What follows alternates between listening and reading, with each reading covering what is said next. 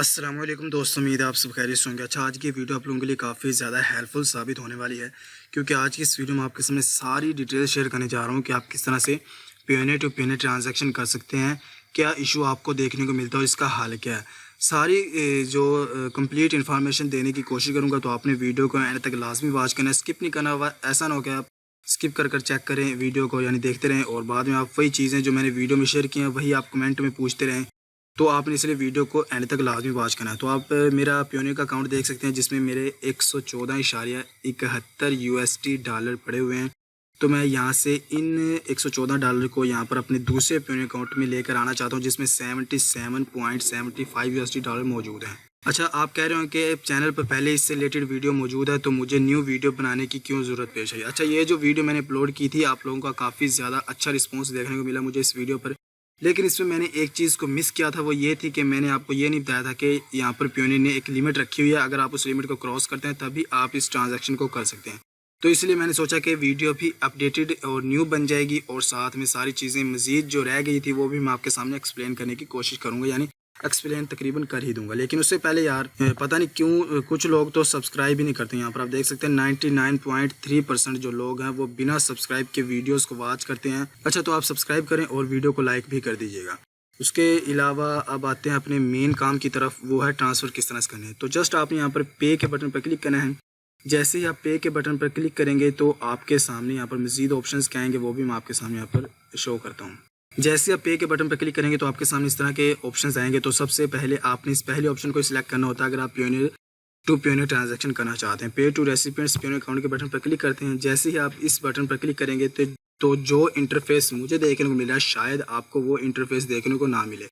क्या वजूहत है वो भी मैं आपके सामने यहाँ पर शो करता हूँ। ये थोड़ा सा लोड हो रहा है, तो यहाँ पर ये लोड होकर आ चुका है। तो आप देख सकते हैं यहाँ पर मेरे सामने एक डायरेक्ट फॉर्म ओपन होकर आ चुका है, जिसमें मुझे कहा जा रहा है कि आप यहाँ पर जिस बंदे को सेंड करना चाहते हैं पेमेंट, उसकी यहाँ पर पेयोनेयर की ईमेल एंटर करें। उसके बाद यहाँ पर अपनी करेंसी सेलेक्ट करें और यहाँ पर अमाउंट सेलेक्ट करने के बाद जस्ट यहाँ पर नेक्स्ट कर दें, तो आप इस तरह से सेंड कर सकते हैं। हो सकता है आपको ये वाला इंटरफेस देखने को ना मिले, तो आपको किस तरह से इंटरफेस देखने को मिलेगा उसका मैंने एक यहाँ पर पिक लेकर रखी हुई है। आप देख सकते हैं इस तरह से हो सकता है आपको जो देखने को मिले। यहाँ पर वो कह रहा है to start sending payments receive $500 or equal currencies to your Payoneer account. यानी कहने का मतलब है कि अगर आप पेयोनेयर टू पेयोनेयर ट्रांजैक्शन करना चाहते हैं तो सबसे पहले आप अपने यानी पेयोनेयर अकाउंट में $500 रिसीव करेंगे। उसके बाद ही आप इस ट्रांजैक्शन को परफॉर्म कर सकते हैं, यानी पेयोनेयर टू पेयोनेयर ट्रांजैक्शन कर सकते हैं। ये वाली लिमिट इन्होंने क्यों रखी है? मेरे ख्याल में ये वाली लिमिट इन्होंने इसलिए रखी है क्योंकि इनके एक नया रूल आया कि अगर आप पेयोनेयर में एक साल के अंदर $2000 से कम की ट्रांजैक्शन करते हैं तो पेयोनेयर वाले आपके अकाउंट से $29.95 यानी ऑलमोस्ट $30 ये कट कर लेते हैं। इन्होंने ये लिमिट इसलिए रख दिया क्योंकि अगर आप के मल्टीपल पेयोनेयर अकाउंट्स हैं और अगर आपके एक पेयोनेयर अकाउंट में इनकम आती है यानी रकम आती है, तो आप उनको दूसरे अकाउंट्स में आसानी से घुमा ना सकें, यानी उनकी लिमिट को क्रॉस ना कर सके, जो साल की लिमिट होती है $2000 की। तो मे भी इन्होंने इसलिए इस लिमिट को रखा हुआ है।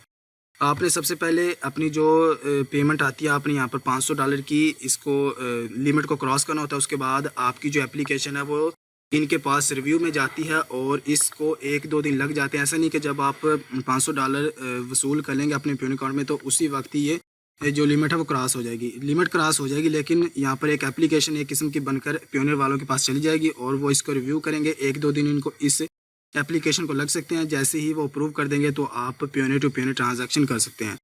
अच्छा, ये तो हो गया इस मसले का हाल।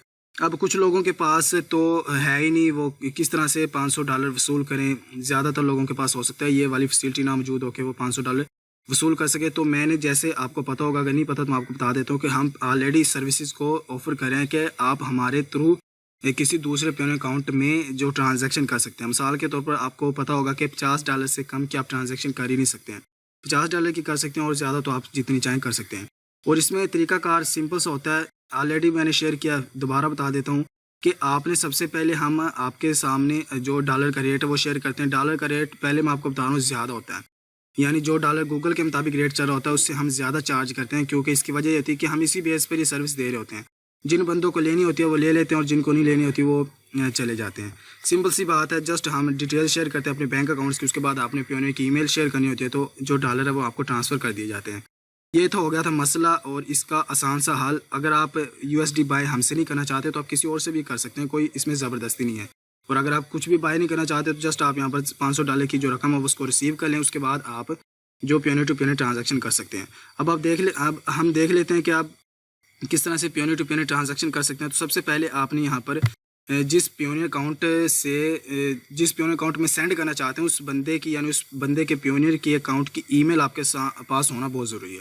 अब आप कह रहे होंगे कि भाई ईमेल ही क्यों, तो जस्ट आपकी इन्फॉर्मेशन के लिए जिस तरह से आप इजी पैसा जैज़ कैश का अकाउंट यूज़ करते हैं तो बेसिकली तो आपका जो फ़ोन नंबर होता है वही आपका जो जैज़ कैश या फिर इजी पैसा का नंबर होता है। तो इसी तरह से सेम यही प्रोसेस है, जिस ईमेल पर आपका पेयोनियर का अकाउंट बना होता है बेसिकली तो वो ईमेल ही आपका जो अकाउंट होती है पेयोनियर का।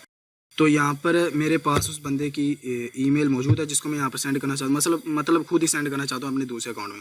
उसके बाद यहाँ पर करेंसी सेलेक्ट कर लेते हैं, USD करेंसी ऑटोमेटिक इसने डिटेक्ट कर लिया। यहाँ पर आप मेरा बैलेंस भी देख सकते हैं। उसके बाद यहाँ पर अमाउंट आप कितनी सेंड करना चाहते हैं, जैसे मैंने आपको ऑलरेडी बता दिया मिनिमम आप $50 सेंड कर सकते हैं, इससे ज़्यादा आपकी मर्ज़ी है जितने सेंड करना चाहें।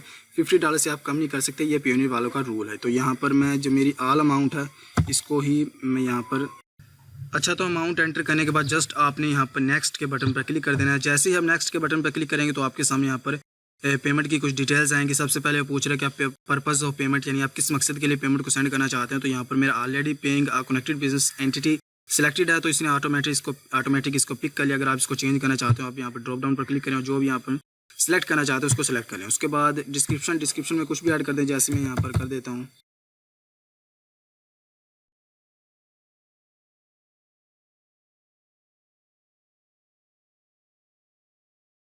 जैसे मैंने यहाँ पर एंटर कर दिया पेमेंट फॉर बिजनेस।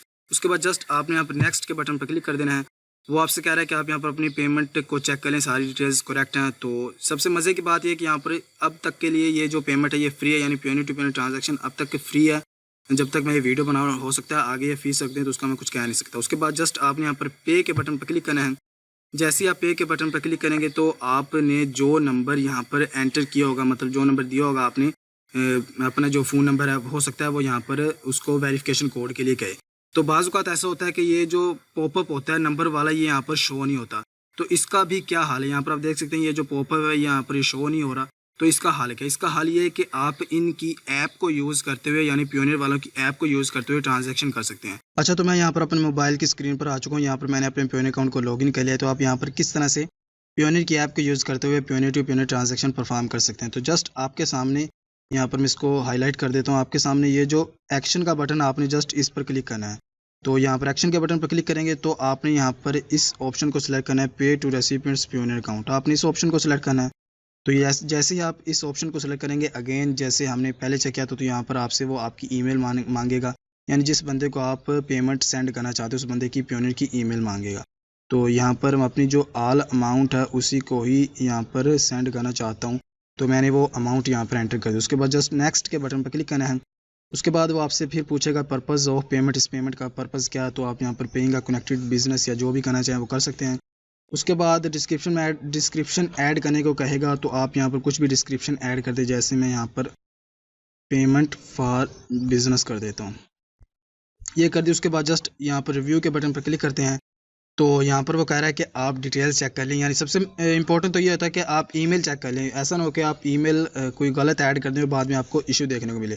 तो आप एक बार ईमेल लाजमी चेक कर लीजिएगा। उसके बाद जस्ट आपने यहाँ पर पे के बटन पर क्लिक कर देना है। जैसे आप पे के बटन पर क्लिक करेंगे तो आपके सामने इस तरह का एक पॉपअप सा शो होगा जिसमें यहाँ पर जो नंबर आपने यहाँ पर पेयोनियर में दिया होगा उस पर एक वेरिफिकेशन कोड जाएगा पेयोनियर की जानिब से। तो कोड यहाँ पर मुझे रिसीव हो चुका है तो मैं उसको यहाँ पर एंटर कर देता हूँ। कोड एंटर करने के बाद जस्ट आपने यहाँ पर सबमिट के बटन पर क्लिक करना है।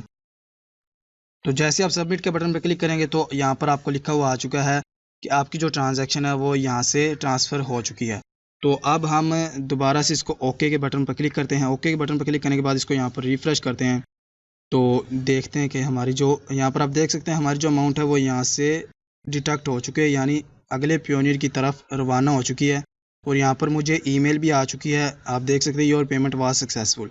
ये तो था, यानी मैंने जैसी पेमेंट सेंड की उसी वक्त ये पेमेंट होगी। बाज़ औक़ात ऐसा होता है कि जब आप पेयोनियर टू पेयोनियर ट्रांजैक्शन करते हैं तो या तो वो पेंडिंग में चली जाती है। अगर पेंडिंग में चली जाती है तो हो सकता है उसको 30 मिनट से, ये तो मैं आपको एक मुबालगे के तौर पर कह रहा हूँ, 30 मिनट से 1 घंटा या 2 घंटे इतने कुछ लग जाते हैं। लेकिन अगर ऐसा होता है कि उसको हफ्ते से ज़्यादा लग जाता है तो आप ऐसा कर सकते हैं कि इनकी जो कस्टमर सपोर्ट होती है आप उससे रब्ता कर सकते हैं और उनको बता सकते हैं कि हमें ये इशू देखने को मिल रहा है, हमारी जो पेमेंट है वो पेंडिंग में चली गई है, इसको हल करने में हमारी मदद करें। लेकिन आमतौर पर ऐसा होता नहीं है, जो पेमेंट पेंडिंग में जाती है या तो वो कुछ मिनटों में, कुछ सेकंड्स में या 1-2 घंटे के बाद आमतौर पर वो जो ट्रांसफ़र हो जाती है।